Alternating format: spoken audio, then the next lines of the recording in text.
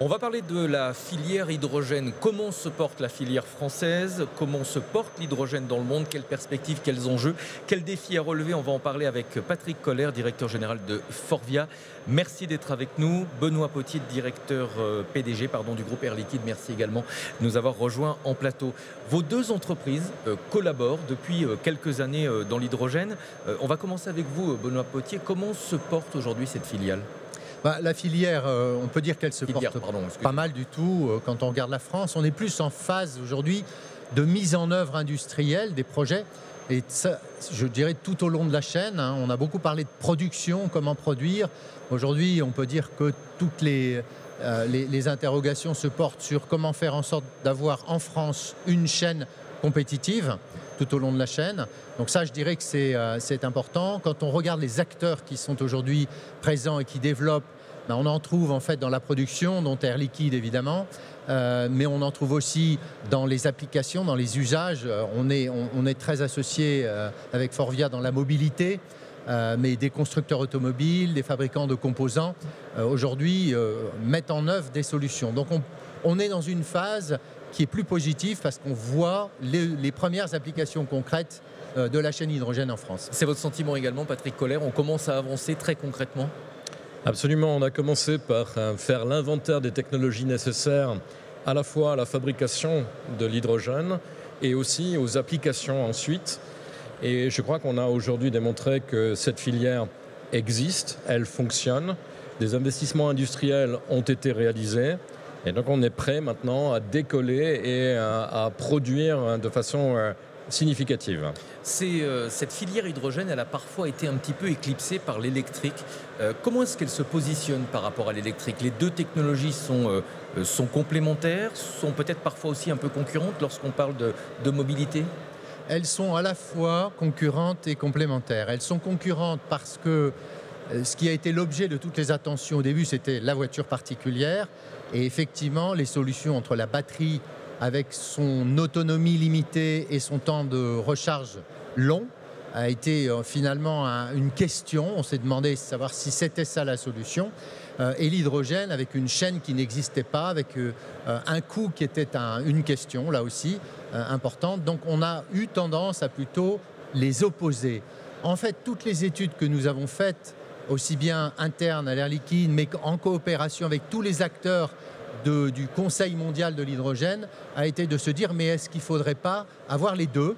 Et en fait, l'optimum économique et l'optimum technologique aujourd'hui, c'est le développement simultané de l'électrique pour une certaine catégorie de véhicules et d'autres formules comme l'hydrogène pour notamment tout ce qui est poids lourd et transport lourd. Ça, c'est important. On s'est rendu compte effectivement que l'hydrogène était plus adapté à certaines applications, les poids lourds par exemple, et l'électrique peut-être plus adapté aux véhicules individuels dans les centres-villes. Vous aussi, vous faites ce constat?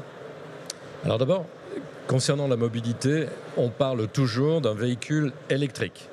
C'est la façon dont on va amener l'énergie électrique qui va être différente. Soit elle est stockée dans des batteries, soit elle est produite via l'hydrogène stocké et une pile à combustible. Vous avez raison de noter qu'il y a des cas d'usage qui différencient de façon très claire les sources d'énergie que l'on va utiliser. L'e-fuel, par exemple, qui est aujourd'hui la seule solution de décarboner des longs courriers, fonctionne à partir de l'hydrogène. Et de l'hydrogène vert de façon préférentielle, bien sûr. La mobilité lourde, vous l'avez dit également, elle ne fonctionnera pas avec des batteries, ce serait beaucoup trop lourd et donc ce serait un handicap pour toute la partie logistique. Donc on a effectivement des complémentarités très très claires et puis des zones peut-être un peu plus grises où les deux technologies pourraient être utilisées. Benoît Potier, quel est le potentiel de la filière hydrogène en France? Il y a un vrai coup d'accélérateur, il y a un vrai soutien maintenant des pouvoirs publics? Il y a effectivement, alors sous l'impulsion du gouvernement et des industriels, je crois qu'il y a eu la création du Conseil national de l'hydrogène, on en parlera, et ça a donné en fait une plateforme commune de travail et de dialogue entre les industriels et le gouvernement. Je crois que la France a été un des premiers pays en Europe à reconnaître qu'au travers de l'hydrogène, on avait une énergie alternative intéressante. Vous savez, je citais le Conseil mondial de l'hydrogène, quand on regarde le nombre d'entreprises françaises qui ont fait partie de ce conseil au début, en fait, nous étions le premier pays au monde en nombre d'entreprises représentées. Ce qui est intéressant parce que ce conseil est né en 2017, donc il y a maintenant 7 ans. Potentiel. Donc il y a un vrai intérêt et un vrai potentiel en France, à condition qu'on arrive effectivement à rassembler les énergies et les compétences de toutes ces entreprises. Patrick Koller, l'enjeu aujourd'hui sur l'hydrogène, le principal enjeu, c'est quoi? La production d'hydrogène décarboné? C'est les projets d'application. Il faut des projets d'application pour tirer la production d'hydrogène, donc l'installation d'électrolyse. Parce qu'aujourd'hui, excusez-moi, mais l'essentiel de l'hydrogène est produit à partir d'hydrocarbures. Alors aujourd'hui, oui, avec du renouvelable demain et puis de l'énergie nucléaire également. Et c'est le mix qui nous intéresse finalement, parce qu'il nous faut des volumes suffisants pour pouvoir alimenter la décarbonation de l'industrie et la décarbonation de la mobilité. Il y a quand même un point aussi important, c'est que cette filière française est une filière qui peut exporter. Vous avez fait mention de notre projet commun, qui sont des réservoirs d'hydrogène liquide. Donc nous allons livrer nos premiers réservoirs pour 2 réservoirs qui vont équiper un camion en Chine, ça, c'est FAW. Ça c'est tout récent, c'est une annonce que vous avez faite récemment. Ça c'est un exemple concret de la collaboration entre vos 2 entreprises, leader des gaz industriels et Forvia équipementier automobile. Ce qu'il faut que la mobilité représente 16%, la mobilité routière représente 16% du CO2 mondial. Alors c'est un peu compliqué, on est en direct, mais on vous entend. Et 6% la partie mobilité lourde, la mobilité commerciale. Et cette mobilité commerciale est très polluante dans les pays en voie de développement et ce qu'on appelle le sud global. Et donc pour nous, c'est une opportunité réelle d'exportation et de présence dans ces pays. Benoît Potier, vous voulez peut-être compléter sur cette collaboration entre vos 2 entreprises et un constructeur de poids lourds chinois? Oui, je pense que c'est très intéressant de constater qu'en fait, dans ces nouveaux métiers, ces nouveaux domaines, en fait, la coopération entre les entreprises est tout à fait indispensable. Personne ne peut y arriver seul. Il faut recréer une chaîne industrielle compétitive, technologiquement de pointe, et qui soit fiable, qui soit sûre.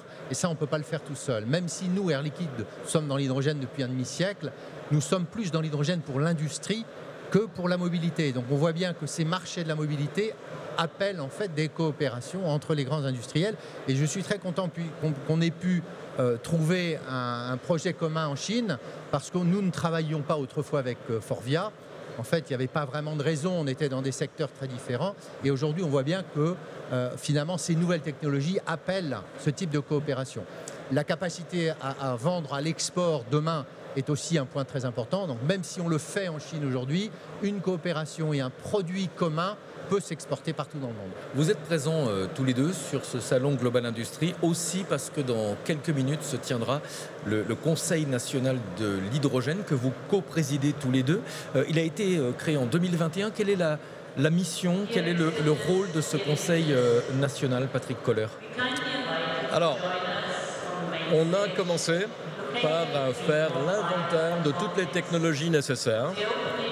Et cette première étape a abouti et nous sommes aujourd'hui en mesure de démontrer, de façon industrielle d'ailleurs, que nous sommes capables à la fois de produire de l'hydrogène et d'appliquer cet hydrogène à la mobilité, à la décarbonation de l'industrie.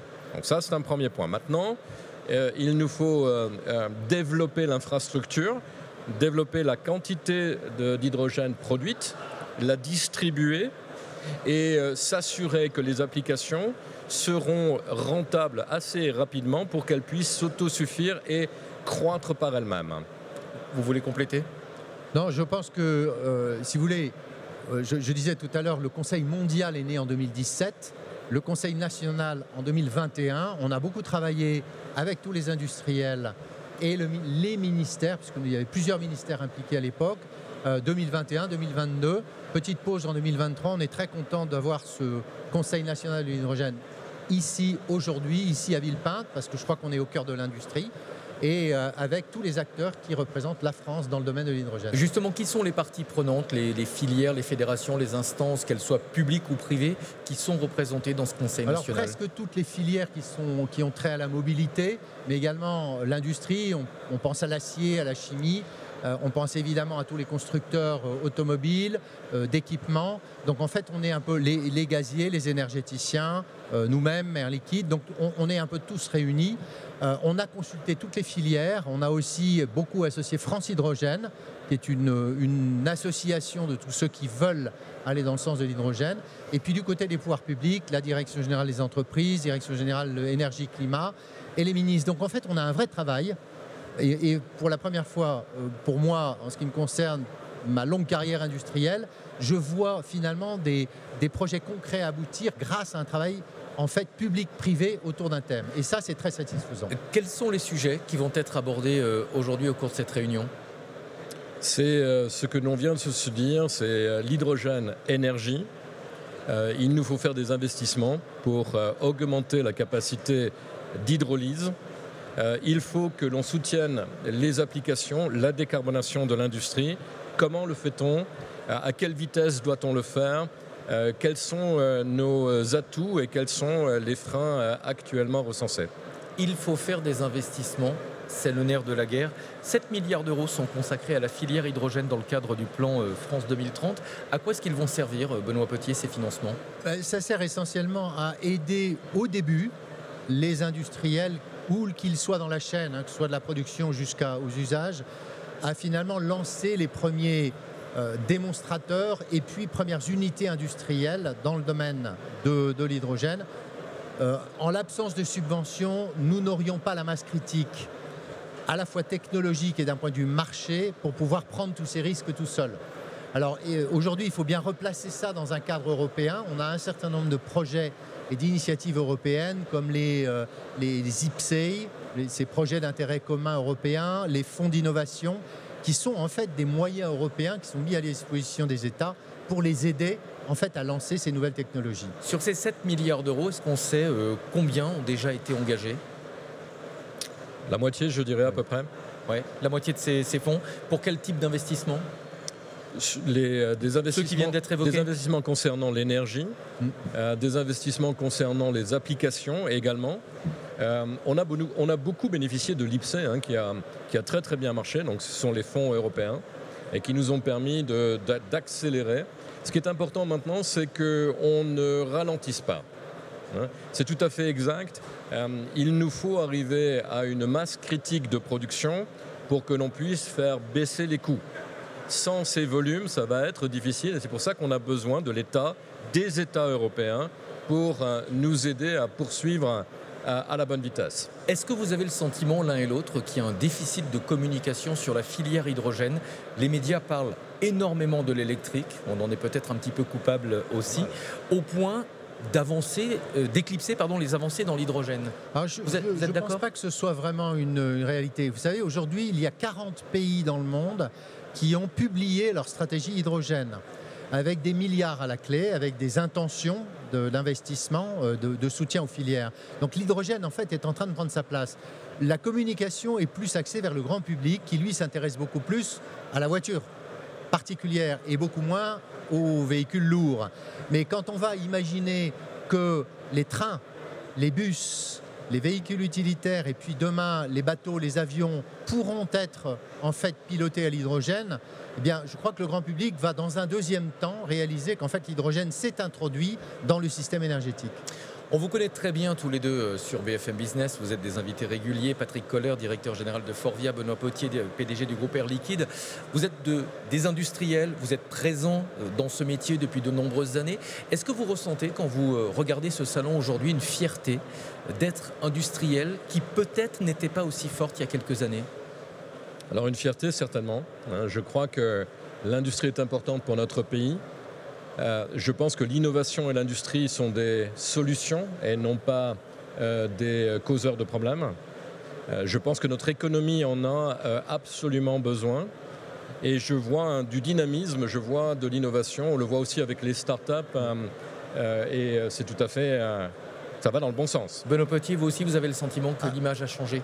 Absolument. Et effectivement, en discutant au préalable, ce qu'on peut voir aussi ici, c'est la nature des industries, leur évolution, voire leur révolution. Il y a quelques années, on avait des machines partout. Oui. Aujourd'hui, on est plus dans le monde des écrans. Le bruit sonore ici, l'environnement sonore témoigne de beaucoup de cette évolution. Et de cette évolution. Ouais. Donc c'est vrai que c'est très bien qu'ici à Paris, à Villepinte, on puisse avoir ce type de manifestation qui réunit tous les industriels. Je crois qu'il y en a quelques milliers. Ouais, 2300, exposants et 3000 machines en fonctionnement. Merci beaucoup Benoît Potier, Air Liquide, Patrick Koller, Forvia. Merci tous les deux d'être venus.